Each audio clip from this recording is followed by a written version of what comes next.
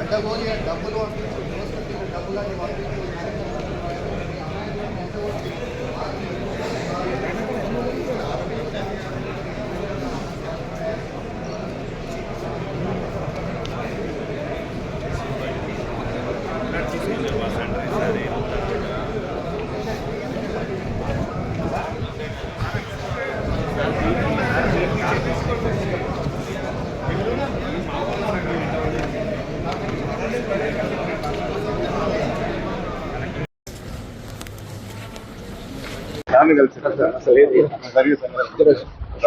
మొన్న జరిగిన జిల్లా నిన్న మొన్న నేను హైదరాబాద్లో లేను. జరిగిన సంఘటన మీద కలెక్టర్ గారిని కలిసి అసలు ఎట్లా జరిగింది, ఎవరెవరు ఏ విధంగా అక్కడ వారిని ఊర్లకు తోలుకుపోయే విధంగా ప్రేరేపించారు అనే విషయం మీద నేను అడిగి తెలుసుకోవడం జరిగింది. మిగతా విషయాలన్నీ కలెక్టర్ గారు, ఎస్పీ గారు వాళ్ళు చట్టపరంగా మిగతా చర్యలు తీసుకుంటారు. లగచర్లలో టీఆర్ఎస్ పార్టీ కార్యకర్తలకి టార్గెట్ చేస్తున్నారని సమాచారం ఉంది. నిన్న తాండూరు ఎమ్మెల్యే గారు ₹1 ఇచ్చి ఈ దాడి చేయించాడు అని చెప్పి సమాచారం సార్. దాని మీద మీరేమంటారు? తాండూరు ఎమ్మెల్యే ఎవరు? తాండూరు మనోహర్ రెడ్డి గారు చెప్పి నిన్న ప్రెస్ మీట్లో ఏం జరిగిందనేది ప్రభుత్వంలో వాళ్ళు భాగస్వామ్యం ఉన్నారు కాబట్టి వాళ్ళకు కొంత ఇన్ఫర్మేషన్ ఉండొచ్చు. దాని మీద తాండూరు ఎమ్మెల్యే గారు మాట్లాడిండొచ్చు, కానీ ఏం జరిగింది అనేది నేను లేకుంటే అందుకోసం ఇప్పుడు తెలుసుకుంటున్నాను. నేను జిల్లా కలెక్టర్ గారిని కలెక్టర్ గారు ఏమన్నా దాడి జరగలేదని చెప్తున్నారు. దాడి జరగలేదు, రైతులు దాడి చేయలేదు అని చెప్పి కలెక్టర్ గారు చెప్పిండ్రు, కానీ కొన్ని అసాంఘిక శక్తులు మాత్రం తప్పకుండా దాడి చేయడానికి ప్రయత్నించారు అనే విషయాన్ని వాళ్ళు క్లియర్గా కలెక్టర్ గారు చెప్పిండ్రు. దాడిని తీవ్రంగా ఖండిస్తున్నాం, తీవ్రంగా పరిగణిస్తున్నాం. ఎందుకంటే ప్రజాస్వామ్యంలో దాడులకు తావులేదు.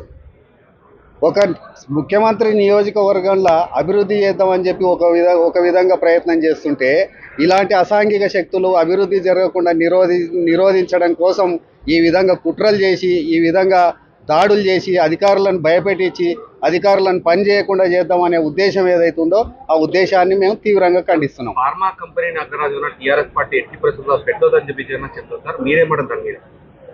ఇదే ఫార్మా కంపెనీ పేరు మీద ఇబ్రహీంపట్నం నియోజకవర్గంలో 1000 ఎకరాలను టీఆర్ఎస్ ప్రభుత్వం సేకరించింది. మరి అప్పుడు ఏ విధంగా సేకరించింది? ఇప్పుడు ముఖ్యమంత్రి కాన్స్టిట్యున్సీ తన నియోజకవర్గాన్ని అభివృద్ధి చేద్దామని చెప్పి వేలాది మంది, వందలాది మంది యువకులకు ఉద్యోగాలు ఇప్పిస్తామని చెప్పి ముఖ్యమంత్రి గారు ప్రయత్నం చేస్తుంటే ఈ విధంగా అడ్డుకోవడం అనేది కేటీఆర్కు, హరీష్ రావుకు ఇది తగదు. ఏ విధమైన బట్టి వెనుకడుగు వేసే ప్రసక్తి లేదు.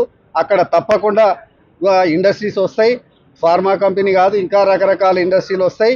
అక్కడ పారిశ్రామికంగా చాలా ముందరికి తీసుకుపోయి చేసి అభివృద్ధి చేయడం జరుగుతుంది. కాంగ్రెస్ పార్టీ టీఆర్ఎస్ నాయకులని మాజీ ఎమ్మెల్యేలను టార్గెట్ చేసి ఈ రోజు భయమంత్రం చూసి అక్రమ అరెస్ట్ చేసిన ఈ రోజు నరేందర్ రెడ్డి గారు కూడా అరెస్ట్ అయింది. దాని మీద మీరేమంటారు? నిన్ననే నేను టీవీలో చూసిన ఐజీ గారు దాని మీద క్లియర్గా ప్రతిస్పందించారు.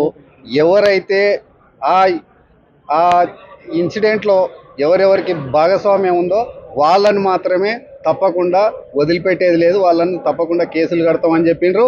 దాంట్లో ఎవరెవరికైతే ఇప్పుడు 55 మందిని కస్టడీలోకి తీసుకొని అందరినీ ప్రశ్నించి దాంట్లో ఎవరికి అయితే భాగస్వామ్యం లేదో వాళ్ళందరినీ సగౌరవంగా ఇంటికి పంపించడం జరిగింది. ఎవరైతే ఇన్వాల్వ్మెంట్ ఉన్నారో వాళ్ళని చట్టపరంగా తప్పకుండా యాక్షన్ తీసుకోవడం జరుగుతుంది. ముఖ్యమంత్రి మీరు సోదరిగా ఇక్కడ కొడంగల్ నియోజకవర్గం వికారాబాద్ జిల్లాలో ఇటువంటి సంఘటనలు జరగడం రాష్ట్ర వ్యాప్తంగా ఇది అంత చర్చ జరుగుతుంది.